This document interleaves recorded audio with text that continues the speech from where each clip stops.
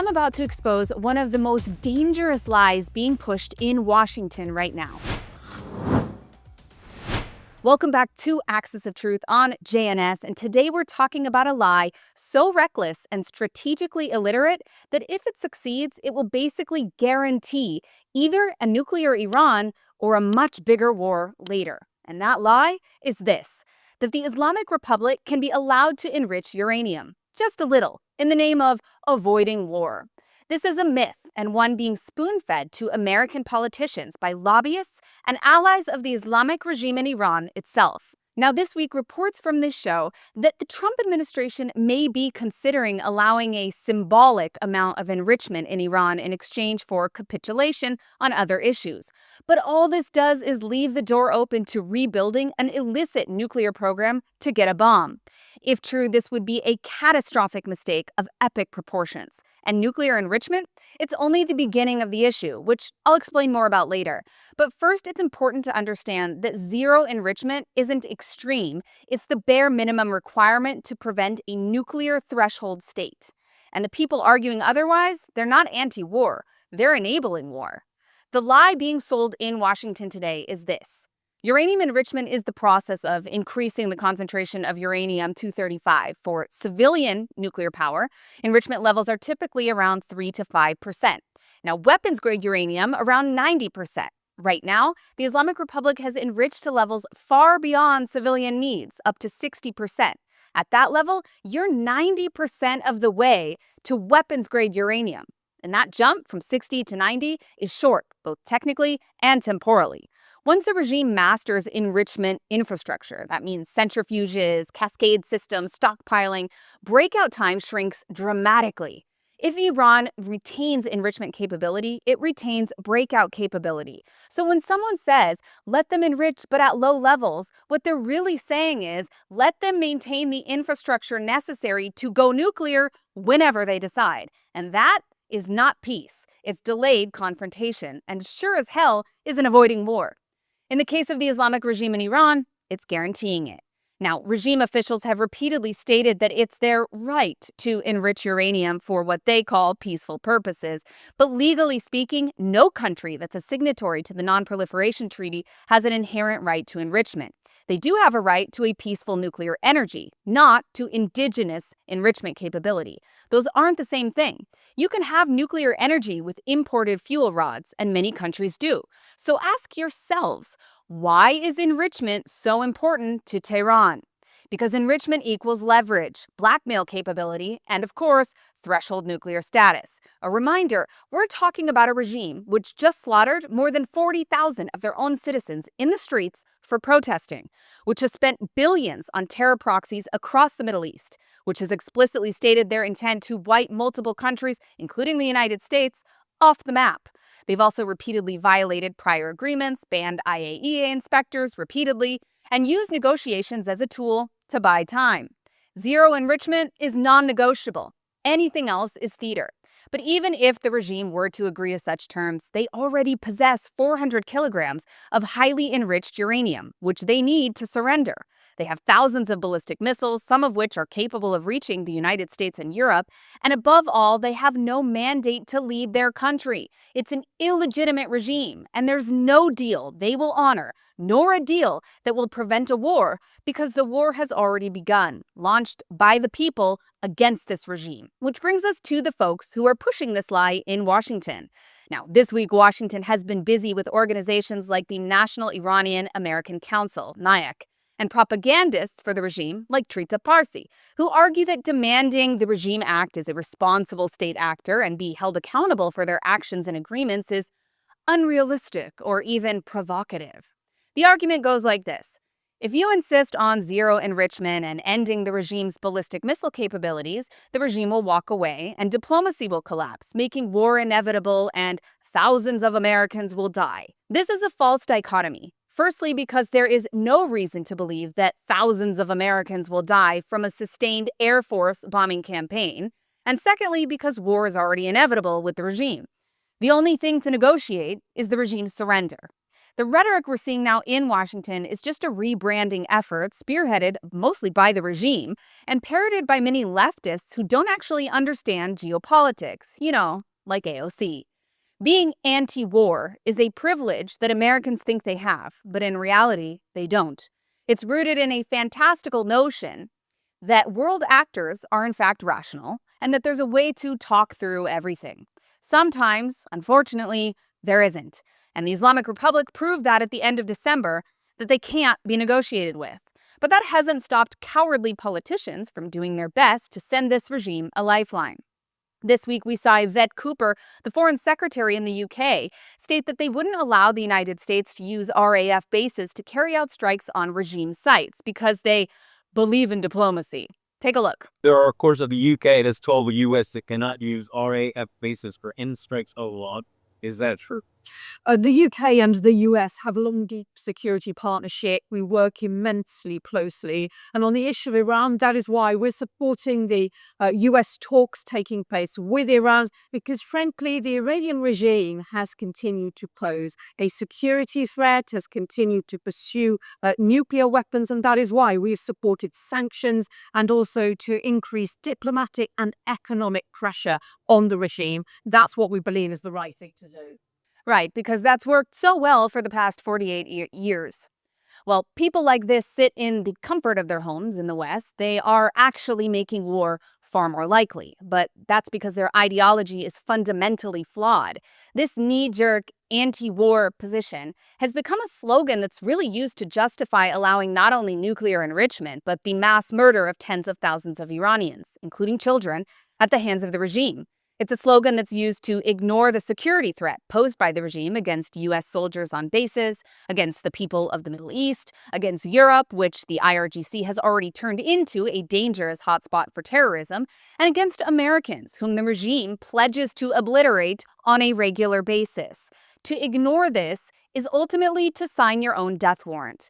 But of course, thanks to the lobbying efforts of groups like NIAC, we see members of Congress repeating this line and drumming up doomsday scenarios claiming it will be like Iraq, or like idiot Tucker Carlson, who famously predicted that 20,000 Americans will die if the U.S. bombs Iran's nuclear site.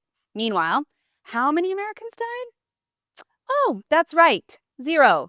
Now, in contrast, since 1979, the Islamic Republic is responsible for the deaths, of more than 883 Americans. But sure, standing up against them is the problem.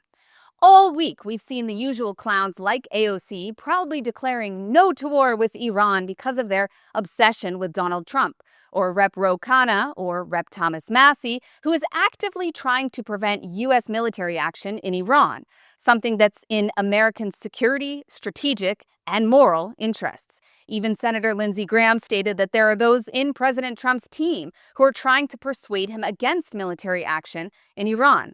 The irony of taking this position, however, is that preventing nuclear weapons proliferation isn't pro-war, but allowing a regime that funds terror proxies across the region to sit one screwdriver away from a bomb while they mass execute their own people and plot terror attacks abroad is pro-war, even if you're too stupid to realize it, like AOC.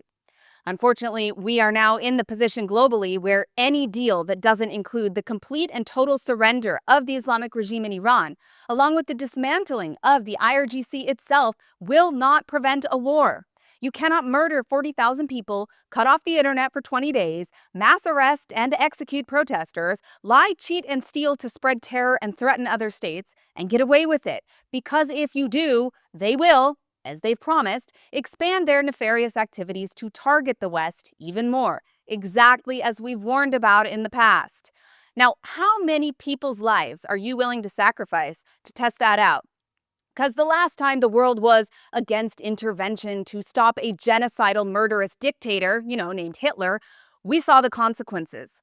The American left and the alt-right are both very quick today to say, what about the unintended consequences of starting a war? But they're asking the wrong question. They should be asking, what about the unintended consequences of not starting this war? The obsession with being anti-war and repeating these slogans like you can't bomb your way to peace is itself a luxury belief. It sounds moral, it feels safe, but it only ever pressures the rational actors, primarily in this case in the West, while the irrational actors who actually start wars continue arming, enriching, plotting, and killing. Evil doesn't stop fighting because we declare ourselves peaceful, and history has already taught us that appeasement emboldens genocidal ideologues. The Islamic Republic knows this, which is why its lobbyists push these arguments so aggressively. Delay is their strategy, and anti-war is the packaging. Now, unfortunately for AOC, no one with true genocidal intent has ever been convinced by a virtue signaler to suddenly lay down their weapons. Evil regimes aren't disarmed by TED Talks or peace prizes. They're stopped when someone is willing to do the hard thing. And sometimes, yes, the hard thing involves force. Acknowledging that doesn't make you a warmonger, it makes you an adult. Wanting peace doesn't create peace, but defending peace actually can. There's no morality in cowardice in the face of oppression simply because it's not your neck on the line. Thomas Massey. As the Talmud says, if someone comes to kill you, rise up and kill him first. The 2026 JNS International Policy Summit will take place April 15 to 17 at the Waldorf Astoria here in Jerusalem. Register today at jns-summit.org and use the coupon code JNSTV, that is JNSTV, one word, to receive 20% off all tickets. Looking forward to seeing you here in Jerusalem. And speaking of the savagery of the Islamic regime and their genocidal intent, we have another shocking story from this week, which reveals the horrific persecution that Iranian Christians are facing right now. Now, according to a new report covered by Iran International this week, 4 organizations, Article 18, Open Doors, Middle East Concern, and Christian Solidarity Worldwide, have released data showing a significant escalation in the persecution and targeting of Christians in Iran throughout 2025, and the numbers are striking. Iranian courts handed down more than 280 years of combined prison sentences to Christians in 2025 alone. That figure represents the total years imposed across multiple defendants, and while the number of individuals sentenced was lower than the previous year, the length of sentences increased, indicating a shift towards more severe punishment at the hands of the regime. In addition, 254 Christians were arrested in 2025, nearly double the number from 2024. Now, Christianity is in fact the fastest growing religion in Iran, despite the fact that it's illegal to leave Islam. And indeed, the majority of those targeted were Christian converts from Islam and members of home churches, communities that the regime routinely accuses of threatening national security. Now, these national security provisions are now being used to prosecute religious activity, including charges such as propaganda against the state and broadly worded offenses under the penal code that allow security forces to frame peaceful worship as subversion. House church gatherings have been raided and private religious celebrations have been repeatedly disrupted. Worshippers have been detained, interrogated, or far worse. The spike in arrests also accelerated following the 12-day war with Israel, suggesting that the regime is using external events as a pretext to intensify internal repression, something they have a long history of doing. Now, today, this is all taking place within a much broader context. Since the nationwide uprisings, the Islamic Republic has noticeably increased arrests and persecution of religious converts, especially Baha'i and Christian. This is part of a systemic crackdown that's designed to eliminate any form of independent organization, belief, or identity that exists outside state control. Now, while the Islamic Republic formally recognizes certain historical Christian communities, converts from Islam don't receive those same protections and are frequently treated as security risks at best, rather than religious minorities. Now, for American audiences who hear frequent claims about defending persecuted Christians, it's worth asking whether the focus matches the facts. Because right now, inside Iran, believers are receiving decades of combined prison time for worship. And that reality is documented in court records and human rights reporting, not in social media rhetoric or wild claims from paid pundits. And finally, we need to talk about South Africa, because what we're seeing isn't random diplomacy or passive corporate investment. It's a structural entanglement with the Islamic Republic of Iran at both the government and the corporate level. Let's start with what was revealed this week about the corporate side. Irancell is Iran's second largest mobile operator. It provides mobile and internet services to tens of millions of Iranians, and it operates critical national telecommunications infrastructure. Now, 51% of Irancell is owned by Iranian entities. 49%, however, is owned by South Africa's MTN Group. That's not a minor holding, that's a massive equity stake in a strategic asset inside a sanctioned regime. Now, MTN has publicly stated that it doesn't control Irancell's day-to-day operations. It said it hasn't extracted dividends since sanctions were reimposed, and of course, it denies any wrongdoing. But MTN is currently facing multiple lawsuits in U.S. federal court under the Anti-Terrorism Act.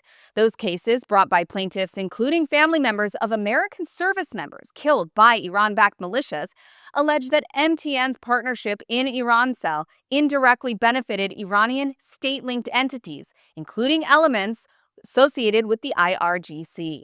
Now, MTN denies these claims and the litigation is ongoing, but if you add on the security component, the picture isn't looking good. Security analyses have indicated that Irancell provides telecommunication services to state institutions, including naval facilities and entities operating under the Ministry of Defense, which oversees the IRGC naval forces. Now, these reports refer to service contracts and the use of Irancell networks for operational communications at ports and bases. Whether or not equipment is branded MTN, the network itself, the infrastructure, is partly owned by a South African corporation. So this isn't an abstract issue. This is a South African company holding a 49% stake in a telecom provider operating inside a regime that is under U.S. sanctions, that funds regional proxies, and that maintains defense and security contracts with entities under the IRGC structure. Now let's look at the political side in South Africa. I've talked about this before, but there's more to add.